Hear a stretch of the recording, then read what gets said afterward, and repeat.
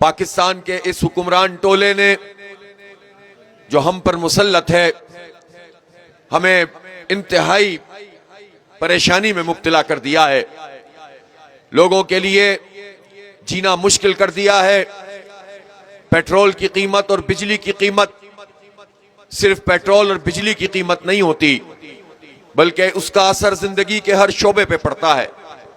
Transporters احتجاج کر رہے ہیں، گڈز ٹرانسپورٹ کمپنیاں پورے ملک میں پہیہ جام کر رہی ہیں، ہر فرد پریشان ہے، قیمتیں آسمان سے باتیں کر رہی ہیں۔ انہوں نے ایسے موقع پر جب پوری دنیا میں لوگوں نے اس جنگ سے جو اثرات پیدا ہوئے تھے تو اپنے عوام کو ریلیف دینا شروع کیا تھا۔ ہمارے خطے میں جتنے ممالک ہیں، فروری میں جب یہ جنگ شروع ہوئی اور امریکہ اور اسرائیل نے ایران پر حملہ کیا، انٹرنیشنل مارکیٹ میں پیٹرولیم کی قیمت بڑھ گئی، تو ان ممالک نے قیمتیں نہیں بڑھائیں، بہت محدود قیمتیں میں اگر کسی نے کیا تو اضافہ کیا، لیکن پاکستان میں وہ طبقہ ہم پر مسلط ہے جس نے ان بدترین حالات میں بھی پاکستان کے لوگوں کا خون نچوڑا۔ صرف پیٹرول کی قیمت میں اضافہ نہیں کیا، بلکہ لیوی میں بھی اضافہ کر دیا، ٹیکسوں میں بھی اضافہ کر دیا، اور جب لوگوں کو سبسڈی ملنی چاہیے تھی، ریلیف ملنا چاہیے تھا، تو اس موقع پر حالات کو بہانہ بنا کر زیادہ لوٹنا شروع کیا۔ اور آپ نے کل کی رپورٹ دیکھ لی، کہتے ہیں کہ لیوی کا ہم نے ایک ہدف رکھا تھا، لیکن انہوں نے سارے اہداف اپنے اسی لیوی سے پورے کر لیے، اور اپنے ہدف سے بھی 100 ارب روپے زیادہ لیوی پاکستان کے غریبوں سے، طلبہ سے، نوجوانوں سے، مزدوروں سے، مڈل کلاس لوگوں سے انہوں نے وصول کی۔ اور صرف یہ پیٹرولیم کی لیوی نہیں ہوتی ہے، اس کی قیمتوں میں اضافہ نہیں ہوتا، ہر چیز مہنگی ہو گئی ہے، ہر گھر پریشان ہے۔ جو لوگ کریانہ کے اسٹور پر جاتے ہیں اور خریداری کرتے ہیں، ہر مہینے بل بڑھتا چلا جاتا ہے، روٹی دشوار ہو گئی ہے، لوگوں کو کھانا کھلانا دشوار اپنے بچوں کو ہو گیا ہے، لیکن سب پریشان ہیں، لیکن یہ حکمران طبقہ پریشان نہیں ہے، اس لیے کہ ان کو یہ سہولت حاصل ہے کہ یہ تو ویسے بھی لوگوں کی رائے سے مسلط نہیں ہوئے ہیں، ان کو تو فارم 47 کے ذریعے سے لایا گیا ہے، اور جب یہ فارم 47 کے ذریعے سے آئے ہیں تو یہ سمجھتے ہیں کہ عوام تو کیڑے مکوڑے ہیں، ان کی تو کوئی حیثیت نہیں ہے، ہم پر اگر ہاتھ ہے تو ہم موجود ہیں۔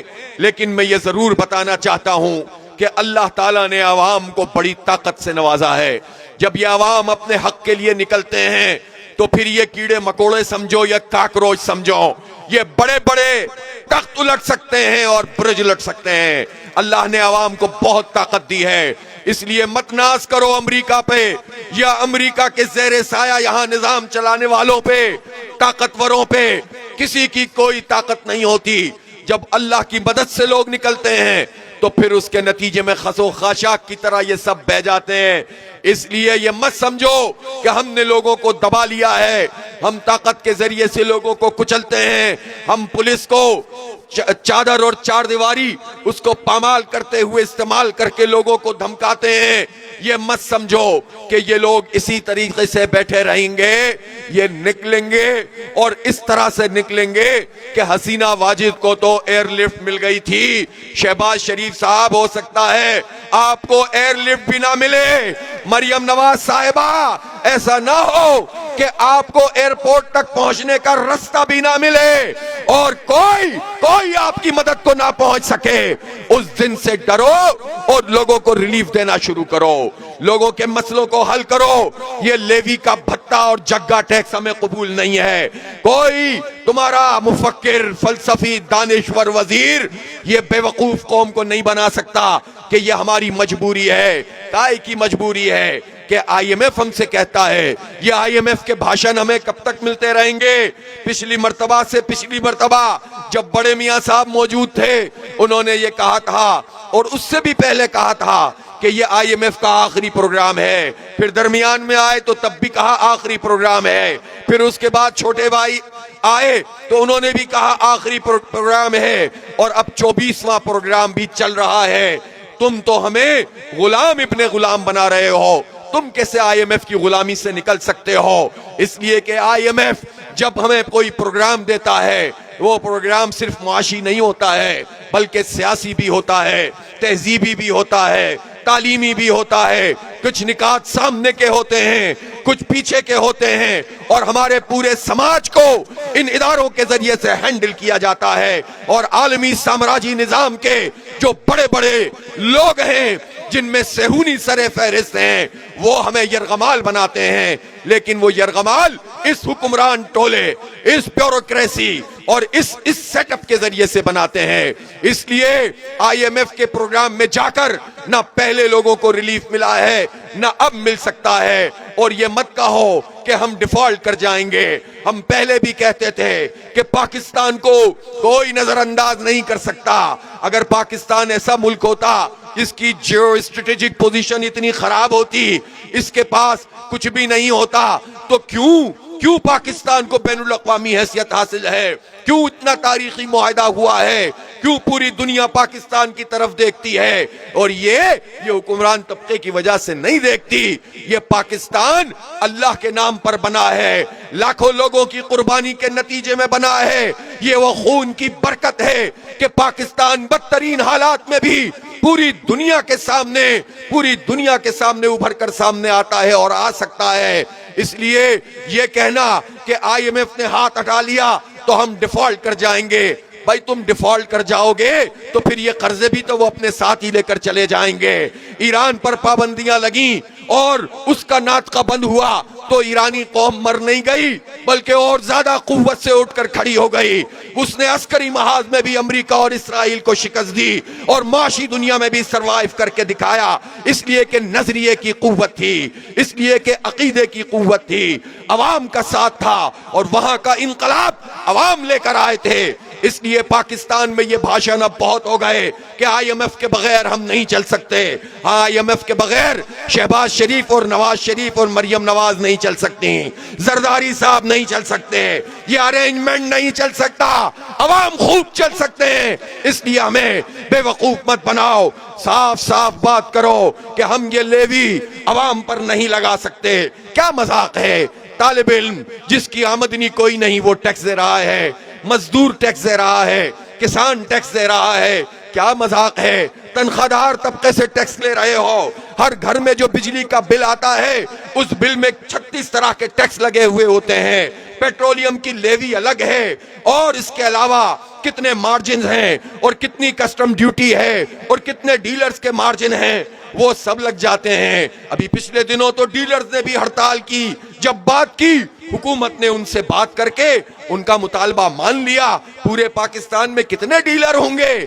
چند ڈیلروں کی بات مانتے ہو، 25 کروڑ لوگوں کی بات نہیں مانتے، اس لیے کہ شاید تم یہ سمجھتے ہو کہ یہ 25 کروڑ لوگ ہم نے ان کو تقسیم کیا ہوا ہے، ان 25 کروڑ لوگوں کو ہم نے پیٹ کی آگ میں جلایا ہوا ہے۔ تم یہ سمجھتے ہو کہ یہ مل کر اکٹھے ہو کر نکل نہیں سکتے، ان کے پاس اب کوئی لیڈرشپ نہیں ہے، لیکن یہ تمہاری بھول ہے۔ پچھلے چند دنوں کا مشاہدہ کر لو کہ پورے پاکستان میں لوگ نکلنا شروع ہو گئے ہیں اور اپنے حق کے لیے آواز اٹھانا شروع ہو گئے ہیں۔ اور جس جماعت اسلامی کے بارے میں تم یہ سمجھ رہے تھے کہ تو یہ تو کوئی زیادہ ٹف ٹائم نہیں دے سکتی، تو تم نے 510 مقامات پہ جماعت اسلامی نے عوام کی مدد سے جس طرح سڑکوں کو بند کیا ہے، تمہیں پتا چل گیا ہوگا کہ یہ جماعت اسلامی ہے، یہ نظریے کی قوت پر موجود ہے، یہ عقیدے کی بنیاد پر موجود ہے، یہ انقلاب کے راستے کی مسافر ہے، اس کا کارکن تربیت یافتہ ہے، اور ایک بڑی اسٹریٹ پاور جماعت اسلامی کے پاس موجود ہے۔ اور جب عوام کے ساتھ اس کا کنیکشن ہو رہا ہے، نوجوان اس کے ساتھ جڑ رہے ہیں، ان کے ایشوز کو ہم ٹیک اپ کر رہے ہیں، ان کے سر پر ہاتھ رکھ رہے ہیں، ان کو پڑھا رہے ہیں، ان کو آگے بڑھا رہے ہیں، تو لوگوں کو پتا چل رہا ہے کہ ہماری آواز کون اٹھا رہا ہے؟ جماعت اسلامی اٹھا رہی ہے۔ تو یہ نوجوان جو یہاں موجود ہیں یہ جڑتے چلے جا رہے ہیں، یہ آگے بڑھتے چلے جا رہے ہیں، اور ابھی تو کام شروع ہوا ہے، تعلیمی ادارے کھل رہے ہیں، اور جب تعلیمی ادارے پنجاب کے کھل جائیں گے تو مجھے ناظم اعلیٰ نے بھی بتایا کہ بڑی تحریک تعلیمی اداروں سے بھی ہم شروع کرنے جا رہے ہیں، اور انشاءاللہ تعالی عوام کے حق کے لیے، نوجوانوں کے حق کے لیے، تعلیم کے حق کے لیے، اپنے علاج کی سہولت کے حق کے لیے، اور روٹی کے حق کے لیے، روزگار کے حق کے لیے، اور اس ظلم کے خلاف آواز اٹھانے کے لیے جو جد و جہد کی جائے گی، انشاءاللہ یہ نوجوان بھرپور طریقے سے سڑکوں پہ موجود ہوں گے۔ یہ دھرنا 25 کروڑ لوگوں کا نمائندہ دھرنا ہے، جو پشاور میں بھی موجود، جو کراچی میں بھی موجود ہے، اور یہ بات سمجھ لیجئے کہ ہم نے دھرنے کا آغاز کیا ہے، اور یہ ایک طویل مدتی جد و جہد کا آغاز ہے۔ نوجوانوں، تم اس کے لیے تیار ہو کہ نہیں تیار ہو؟ اس دھرنے کو جتنا ہم طویل کریں گے تو صرف یہ دھرنا طویل نہیں ہوگا، صرف یہاں پر لوگ نہیں آتے جائیں گے، بلکہ پورے پاکستان میں پھر ہم اب اس احتجاج کو منظم کرتے چلے جائیں گے۔ تعلیمی اداروں میں بھی یہی ہوگا، چوک و چوراہوں میں بھی یہی ہوگا۔ اس لیے اس کو محض ایونٹ مت سمجھو، یہ جماعت اسلامی ہے، جس چیز کے پیچھے پڑتی ہے پورا حساب لے کر جاتی ہے۔ اس لیے ہم نے تو ابھی پیٹرولیم کی بات کی ہے، لیکن ہم یہ آپ کو یاد دلانا چاہتے ہیں کہ جب ہم نے IPPs کے حوالے سے دھرنا دیا تو آپ کے وزیر اور آپ کے مشیر اس وقت بھی یہ کہہ رہے تھے کہ ہم تو کسی بھی انڈیپینڈنٹ پاور پروڈیوسر سے، کسی کمپنی سے بات نہیں کر سکتے، یہ بین الاقوامی عدالت میں چلے جائیں گے، یوں ہو جائے گا اور وہ ہو جائے گا۔ دھرنے کے چوتھے دن ان کی یہی بات تھی، 10ویں دن یہی بات تھی، لیکن 11ویں دن باتیں بدلنا شروع ہو گئیں، 12ویں دن اور بدل گئیں، اور 14ویں دن انہوں نے ہم سے باقاعدہ ایگریمنٹ کیا، اور پھر ہم ایگریمنٹ کر کے گھر نہیں چلے گئے، ہم نے ہڑتال کی، پورے پاکستان میں ہڑتال کی، پھر ان کا تعاقب کیا، اور بالآخر انہیں مجبور کیا کہ انہوں نے 18-19 IPPs سے نیگوشیٹ کیا، بجلی کے بل کم ہوئے، اور اس سے یہ بات پوری قوم کو پتہ چلی کہ جب جد و جہد کی جاتی ہے تو نتیجہ خیز ہوتی ہے۔ لیکن پھر اس کے بعد ہم نے ان کو مزید مہلت دی، یہ اس مہلت سے فائدہ نہیں اٹھا سکے، اور مزید بجلی کو انہوں نے کم نہیں کیا۔ لہٰذا ہمارے دھرنے کا ایک چارٹر آف ڈیمانڈ ہے، اور چارٹر آف ڈیمانڈ میں موٹی موٹی باتیں ہیں، باقی سب تفصیلات اپنی جگہ ہیں۔ سیدھی بات یہ ہے کہ یہ جبری بھتہ اور جگہ ٹیکس لیوی کی صورت میں یہ پاکستانی قوم کو قبول نہیں ہے، ہم کسی بھی صورت میں بھی اب اس لیوی کو قبول نہیں کر سکتے۔ ہم یہ سمجھتے ہیں کہ اس وقت بالکل جینوئن طریقے سے 225 روپے پیٹرولیم کی قیمت آ سکتی ہے، اس لیے کہ اس وقت بھی ایکس ریفائنری 195 روپے ہے، باقی تو انہوں نے 130 روپے کا ٹیکس لگایا ہوا ہے، جس میں 80 روپے کی لیوی موجود ہے۔ لہٰذا یہ ٹیکس اور یہ لیوی ختم کی جائے، اور یہ کسٹم ڈیوٹی ختم کی جائے تو 225 پر ریٹ آ جائے گا۔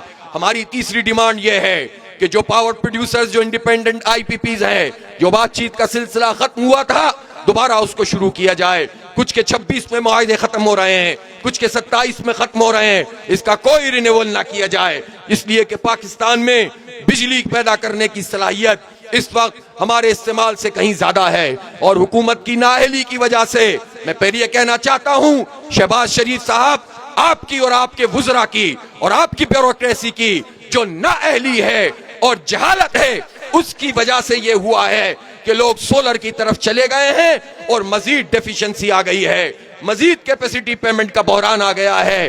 تو یہ سلسلہ اسی طرح سے جاری رہے گا، آپ کی نااہلی بھی اور آپ کے لوگوں کی کرپشن بھی جاری رہے گی، اور لوگ بھی مرتے رہیں گے۔ لہٰذا جب بجلی زیادہ ہے تو پھر اس کے بعد پھر یہ لوڈ شیڈنگ کیوں ہو رہی ہے؟ لوڈ شیڈنگ کو بند کیا جائے، اور اسی طرح مزید IPPs سے بات کر کے، جس طرح سے یہاں تو بہت ساری باتیں خود آرمی چیف بھی کرتے ہیں، انہوں نے تاجروں سے وعدہ کیا تھا، صنعت کاروں سے وعدہ کیا تھا، آج سے 2 سال پہلے کیا تھا کہ ہم 9 سینٹ میں بجلی کی قیمت انڈسٹری کے لیے لے کر آئیں گے اور لوگوں کے لیے لے کر آئیں گے، یعنی 25 روپے کی ہوگی۔ تو وہ 2 سال گزر گئے، یہ کام کیوں نہیں ہو سکا ہے؟ یہ سب کچھ ہو سکتا ہے۔ تو بجلی کی قیمت کو کم کیا جائے، اسی طرح لوڈ شیڈنگ کو ختم کیا جائے، انڈیپینڈنٹ پاور پروڈیوسرز کو کیپیسٹی پیمنٹ بند کرو۔ کسی ایک کمپنی میں بھی یہ جرت نہیں ہے کہ وہ بین الاقوامی عدالت میں جا سکے۔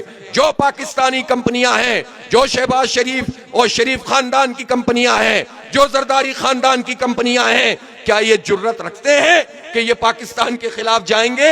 یہ تو اگر اپوزیشن میں بھی ہوں تو نہیں جا سکتے، کیونکہ ہمیں معلوم ہے کہ آپ کی ایک آئی پی پی کا کیا دھندا ہوا تھا۔ یہ دھندا ہوا تھا کہ وہ بے گاز پہ چلتی تھی، وہ گنے کی پھوک پہ چلتی تھی، اور آپ چارج کرتے تھے امپورٹڈ کوئلہ، امپورٹڈ کوئلے کو چارج کرتے تھے اور چلتا وہ گنے کی پھوک پہ تھا، اور عذاب بھگتتی تھی قوم۔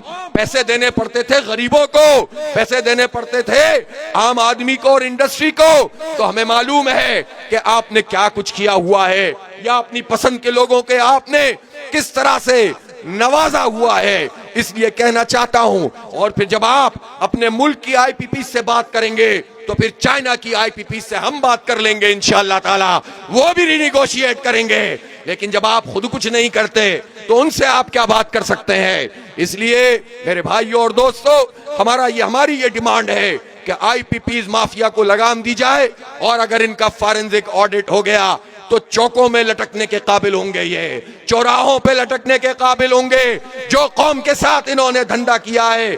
آپ کو پتا ہے کہ پاکستان میں پچھلے سال کیا ہوا ہے؟ بجلی بنانے کے لیے جس توانائی کی قیمت ہوتی ہے، جو پیسے چاہیے ہوتے ہیں، وہ تو تھے تقریباً 1800 ارب روپے اور 1700 ارب روپے، لیکن جو بجلی بنی ہی نہیں اس کے پیسے ان چند سو لوگوں کو جو دیے گئے ہیں وہ 1800 ارب روپے سے بھی زیادہ ہیں۔ یعنی بجلی بننے کی قیمت، بجلی نہ بننے کی قیمت، اس میں بھی فرق ہے، اور نہ بننے کے پیسے زیادہ ہیں، اور ہماری جیبوں پہ ڈاکہ ڈال کر، ہمارے بل بڑھا کر انہوں نے ایک چھوٹی سی مافیا کو نوازا ہے۔ یہ نظام اب نہیں چلے گا۔ اس لیے سیدھے بات کرو اور کیپیسٹی پیمنٹ کو بند کرنا شروع کرو۔ اگر بجلی زیادہ ہمارے پاس ہے تو آپ ڈیٹا سینٹر کیوں نہیں بناتے ہو؟ 10 سال سے کیا مذاق اس ملک میں ہو رہا ہے؟ دنیا کہاں سے کہاں جا رہی ہے؟ ہمارے پاس کوئی اسکیم بھی موجود نہیں ہے۔ ہر چیز کا علاج یہ ہے کہ ٹریکٹر کی اسکیم نکال دو، مریم نواز کی تصویر لگا دو، اور کسانوں کے لیے چند لوگوں کے لیے کارڈ بنا دو، اپنی تصویر لگا دو۔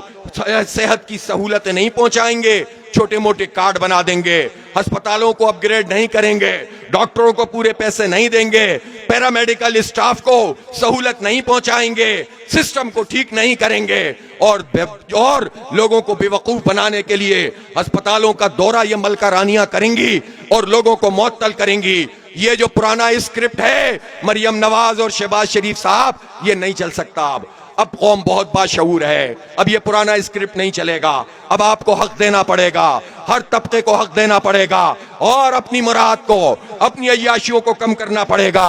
ہمارا یہ مطالبہ ہے کہ جو جتنے سرکاری افسر ہیں، چاہے وہ ملٹری کے ہیں یا سول بیوروکریسی کے ہیں، چاہے وہ سیاستدان ہیں، ایم پی ہیں یا ایم این اے ہیں، کسی کمیٹی کے چیئرمین ہیں یا وزیر ہے یا مشیر ہیں، سب سے بڑی کیپیسٹی کی جو گاڑی ہونی چاہیے وہ 1300 سی سی ہے۔ مر نہیں جاؤ گے 1300 سی سی کی سرکاری گاڑی میں بیٹھ کر، انتقال نہیں فرما جاؤ گے۔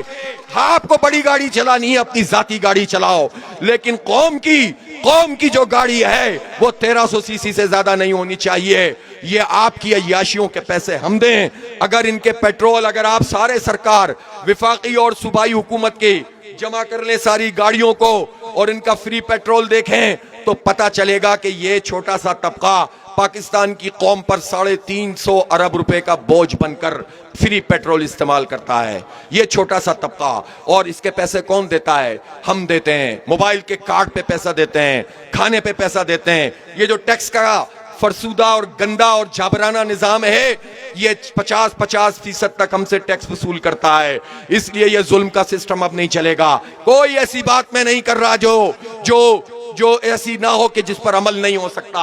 اپنی مراد کم کرو۔ یہ جو ایلیٹ کیپچر ہے اس ملک میں، اشرافیہ کی حکمرانی ہے، ان کو میں پوچھنا چاہتا ہوں، ذرا قوم کے سامنے لاؤ کون سی کمپنیوں کا جس کا تعلق سول ہو یا ملٹری، ان کمپنیوں کا ٹیکس معاف کیا جاتا ہے۔ قوم حق رکھتی ہے کہ یہ پوچھے کہ ہمارے خون پسینے کی کمائی سے کس کو فیسیلیٹیٹ کیا جا رہا ہے، کون سے کارپوریٹ سیکٹر کے لوگ ہیں جن کو نوازا جا رہا ہے، کون سے انڈیویجولز ہیں جو فائدہ اٹھا رہے ہیں، اور کون لوگ ہیں کہ جن کے ٹیکس فری ہوتے ہیں۔ یہ جو آئی پی پیز مافیا ہے، اس میں ایک تو ان کو کیپیسٹی پیمنٹ ملتی ہے، بجلی نہ بنانے کی پیمنٹ ملتی ہے، دوسری طرف جو ان کی آمدنی ہوتی ہے اس کی انکم کا جو ٹیکس ہے وہ پاکستان میں استعمال بھی نہیں ہوتا ہے، کچھ آف شور ہوتا ہے اور کچھ کا ہوتا ہی نہیں ہے۔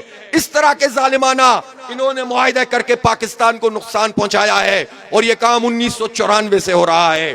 1994 میں پیپلز پارٹی کی حکومت تھی، پھر اس کے بعد نواز شریف کی حکومت، پھر اس کے بعد دوبارہ سے جو ہے وہ ان کی حکومت، پھر قاف کی حکومت، پھر پے کی حکومت، پھر چے کی حکومت، اور اب بھی جو ہے اس کا نام آپ خود ہی رکھ لیجئے یہ کس کی حکومت ہے۔ اس لیے جو ارینجمنٹ اس وقت کیا ہوا ہے اس ہائیبرڈ نظام میں، یہ عوام کا ارینجمنٹ نہیں ہے، اور انہوں نے ہم پر انہی مافیاز کو مسلط کیا ہوا ہے۔ اس لیے ہمارا حق ہے کہ پاکستان کے عوام کو پاکستان کا حق ملے، تعلیم ایک جیسی ملے، غریب کی تعلیم الگ، مڈل کلاس کی الگ، امیر کی الگ، یہ دھندا نہیں چلے گا، اس سے قوم نہیں بنتی ہے۔ علاج کی سہولت بھی سب کے لیے ایک جیسی ہونی چاہیے، اور یہ ہمارا حق ہے کہ کوالٹی ایجوکیشن ہو اور سب کے لیے ہو۔ اس لیے یہ جو ہمارے حق ہیں یہ ہم حق کے لیے نکلے ہیں، یہ ہمارا کوئی شوق نہیں ہے، ہم اپنی ذات کے لیے ہمیں ایک پائی نہیں چاہیے، مجھے کچھ بھی نہیں چاہیے، میری پارٹی کو بھی کچھ نہیں چاہیے، وہ فیصلہ لوگ کریں گے کہ کس کا ساتھ دینا ہے۔ ہم تو یہ چاہتے ہیں کہ لوگوں کو ان کا حق ملے، اس لیے پیٹرولیم کی لیوی کم کرنی پڑے گی، پیٹرول کی قیمت کم کرنی پڑے گی، اور یہ جو آٹے کا کرائسس ہے، کبھی امپورٹ کرتے ہیں یوکرین سے اور بات دبا دی جاتی ہے، کبھی جو ہے وہ کسانوں کو پورے پیسے نہیں دیتے، کہ ہم اس لیے نہیں دیتے کہ عوام کو مہنگا آٹا ملے گا، ادھر کسان کو پیسے پورے دیتے نہیں ہیں اور عوام کو مہنگا آٹا دیتے ہیں۔ درمیان میں کون کھا جاتا ہے؟ درمیان میں وہ 17 یا 11 پارٹیاں جو پنجاب حکومت نے اپنی پسند کی کمپنیاں بنائی ہیں، یہ وہ کھا جاتے ہیں۔ تو یہ چند لوگ مڈل مین یہ عیاشیاں کرتے ہیں، نہ قوم کو آٹا سستا ملتا ہے، نہ کسان کو پیسے پورے ملتے ہیں۔ اس لیے ایک غریب آدمی وہ تو روٹی ہی کھاتا ہے، 10 روپے کی روٹی ہونی چاہیے۔ یہ کیا مذاق ہے کہ آپ نے نوالا بھی لوگوں سے چھین لیا ہے، لوگ اپنے اور اپنے بچوں سے نوالا ان کو دینے کے قابل بھی نہیں رہے ہیں۔ اس لیے یہ ہمارا چارٹر آف ڈیمانڈ ہے، اس میں کہاں ہوں، جماعت کہاں ہے، ہماری ذات کہاں ہے؟ یہ تو پاکستان کے عوام کا مسئلہ ہے، یہ تو پاکستان کے 25 کروڑ لوگوں کا مسئلہ ہے۔ اس لیے میں حکومت سے کہتا ہوں کہ اگر آپ نے ان مسائل کو ایڈریس نہیں کیا، ہمارے مطالبات کو نہیں مانا جو جنون مطالبات ہیں، تو پھر اس کے بعد یہ دھرنا یہ تو یہیں پر رہے گا، لیکن پورے پاکستان میں وہ تحریک بنے گی جو بالآخر پھر حکومت گراؤ، تخت لاہور گراؤ تحریک میں تبدیل ہو جائے گی۔ ہوش کے ناخن لو، ہوش کے ناخن لو، یہ جماعت اسلامی ہے۔ اس لیے فوری طور پر ان ایشوز کو ایڈریس کر لیا جائے تو یہی غنیمت ہے۔ لائے حمل آپ پوچھنا چاہتے ہیں، لائے حمل دھرنا ہے، دھرنوں کے بعد ایک اور دھرنا ہے، اور پھر یہ بھی ہو سکتا ہے کہ یہ دھرنے بھی برقرار رہیں، اور میں سب پورے پاکستان کو کال دوں کہ چلو اسلام آباد کی طرف، اور اب پچھلی دفعہ کی طرح نہیں ہوگا، ایک جگہ سے نہیں جائیں گے، تقریباً 100 جگہ سے اسلام آباد پہنچیں گے، پیدل مارچ کرتے ہوئے جائیں گے، ہر طرف سے جائیں گے، نہیں روک سکو گے تم۔ اور پھر اس کے بعد یہ نہ ہو کہ واقعی وہی صورتحال ہو جائے کہ تمہیں ایئر لفٹ بھی نہ ملے۔ اس سے بچنے کی کوشش کرنا چاہتے ہو تو آؤ، بیٹھو، بات کرو۔ اور میں پہلے بھی کہا تھا اور اب بھی کہہ رہا ہوں، ہمیں ایسی کوئی کمیٹی منظور نہیں جس میں آپ ہمیں اسلام آباد کے دفتروں میں بلا کر اپنی بریفنگ دیں۔ ہمیں آپ کی بریفنگ پتا ہے، ہمیں سب کچھ پتا ہے، ہمارے پاس ٹیکنیکل لوگ موجود ہیں، ہم پڑھے لکھے لوگ ہیں، الحمدللہ سب چیزیں جانتے ہیں۔ ہمیں تو یہ چاہیے کہ آپ آئیے، بیٹھیے، عزت کے ساتھ بات کیجئے اور ہمارے مسائل کو ایڈریس کیجئے۔ ہمارے چارٹر آف ڈیمانڈ پر بات ہوگی تو کمیٹی کے ساتھ مذاکرات ہوں گے، بریفنگ لینے ہم اسلام آباد نہیں جائیں گے، ایسی کمیٹی کو ہم مسترد کرتے ہیں۔ آپ تیار ہیں اس کے لیے کہ نہیں تیار ہیں؟ تو بس لائے عمل جد و جہد ہے۔ اور اس دھرنے میں ہم کیا کیا کریں گے؟ اس میں نوجوان اپنے جو ان کے ٹیلنٹ ہیں اس کا مظاہرہ کریں گے۔ میں کہتا ہوں کہ پورے لاہور میں اور ارد گرد کی بستیوں میں جائیں، بلکہ پورے پنجاب میں جائیں، کراچی کے لوگ اس کو ارینج کریں، پشاور کے لوگ اس کو ارینج کریں، کوئٹہ میں بھی حالات کے باوجود انشاءاللہ احتجاج کا سلسلہ چلے گا۔ اور میں یہ کہنا چاہتا ہوں کہ آپ اسپورٹس مین کو لے کر آئیں، آپ ڈاکٹرز کو، آپ انجینئرز کو، آپ جو ہے وہ پیرامیڈیکل اسٹاف ہے، اور مزدور ہیں، کسان ہیں، اور اس طرح کے جو معاشرے کے طبقات ہیں، وکلا ہیں، سول سوسائٹی ہے، وہ سب یہاں پر آئیں. یہ سب کا اسٹیج ہے. یہ جماعت اسلامی کی صرف میزبانی ہے. یہ پاکستان کے 25 کروڑ لوگوں کا اسٹیج ہے. کوئی پولیٹیکل پارٹی یہاں پر آ کر اپنی بات کرے گی, ہم اس کو انشاءاللہ تعالی عزت دیں گے, اس لیے کہ یہ جمہوری رویہ ہمارا ہوتا ہے. اور میں ایک اور بھی بات کہنا چاہتا ہوں کہ ہم اپنے اسٹیج کو انشاءاللہ حق اور سچ کا اسٹیج بنائیں گے. ٹھیک ہے, لوگوں کے جذبات بھی ہوتے ہیں, آپ کے نعرے بھی ہوتے ہیں, لیکن میں یہ چاہوں گا کہ نوجوان خاص طور پر ایسی کوئی بات نہ کریں کہ جس کے نتیجے میں ہمارا معیار کم ہوتا ہوا دکھائی دے. ان کا جو بات ہے وہ تو ہم جانتے ہیں, لیکن ہم نے, اللہ کا شکر ہے, ہمارے بڑوں نے ہماری تربیت کی ہے, ہمارا اپنا ایک معیار ہے, ہم اس کو برقرار رکھیں گے, حق کہیں گے, سچ کہیں گے, اور ہم نہ ایگزیجریشن کریں گے, نہ بات کو چھپائیں گے, اس لیے کہ ہم جانتے ہیں کہ عدل کا راستہ ہی کامیابی کا راستہ ہوتا ہے. سچ بات کریں گے انشاءاللہ, حق بات کریں گے, ڈٹ کر کھڑے ہوں گے, اور انشاءاللہ حکومت کو پیچھے دھکیلنے میں کامیاب ہو جائیں گے. حق دینا پڑے گا, پیٹرولیم کی قیمت کم کرنی پڑے گی انشاءاللہ. وآخر دعوانا الحمدللہ رب العالمین. آپ سے بار بار ملاقات ہوگی, صبح بھی ہوگی انشاءاللہ, رات میں بھی لوگ موجود رہیں گے. اور مجھے اس موقع پر آخر میں یاد آ رہے ہیں ہمارے بہت ہی ہر دل عزیز قیم, ہمارے بھائی, ہمارے دوست, ہمارے ہمدم امیر العظیم بھائی. وہ امیر العظیم بھائی جو پچھلے دھرنے میں بھی کینسر جیسے موذی مرض میں مبتلا تھے, لیکن جس طرح انہوں نے بھرپور طریقے سے رہنمائی کی تھی, جس طریقے سے انہوں نے پورے آرگنائز کیا تھا, اور زندگی کے آخری لمحات تک وہ جماعت اسلامی کی تمام تر چیزوں میں نہ صرف یہ کہ شریک رہے, بلکہ جو ان سے بن سکا وہ کرتے رہے. ہمیں بہت یاد آتے ہیں. ان کے لیے میں خاص طور پر کہتا ہوں کہ آپ دعا کریں ان کی مغفرت کے لیے, ان کی درجات کی بلندی کے لیے, اور جتنے بھی ہمارے بزرگ دنیا سے رخصت ہو گئے ہیں, ہمارے ساتھی, ہمارے دوست, سب کے لیے دعا کریں. مریضوں کے لیے شفا کی دعا کریں, اور اس کے ساتھ ساتھ آپ اس کے لیے تیار رہیں کہ یہاں پر ہم بہت سارے مقابلے بھی منعقد کریں گے. ربیع الاول کا موقع ہے تو سیرت کا مقابلہ بھی ہوگا, تقریروں کا, نعتوں کا مقابلہ بھی ہوگا انشاءاللہ, محفل حسن قرت بھی ہوگی, اور اس کے ساتھ ساتھ ترانوں کا مقابلہ بھی ہوگا, اس کے ساتھ ساتھ کراٹے کا بھی مقابلہ ہوگا. اگر کوئی فٹ سال لگا سکے تو وہ بھی ہم نوجوانوں کے لیے لگا دیں گے, کوئی فوڈ اسٹریٹ بنا سکیں تو وہ بھی آپ بنا دیں. اس کو ایک ایسا دھرنا بنا دیں جو تمام لاہوریوں کا اور پورے اہل پنجاب کا ہو. کراچی والے پورے کراچی اور سندھ کا دھرنا بنا دیں, پشاور والے پورے کے پی کا دھرنا بنا دیں, انکلوزیو ہو جائیں, سب کو ساتھ لے کر چلیں. انشاءاللہ حکومت کو جھکنا پڑے گا. ہماری کوئی انا نہیں ہے کہ ہم جھکانا چاہتے ہیں, ہم عوام کے لیے انہیں دھکیل کر عوام کا حق لینا چاہتے ہیں.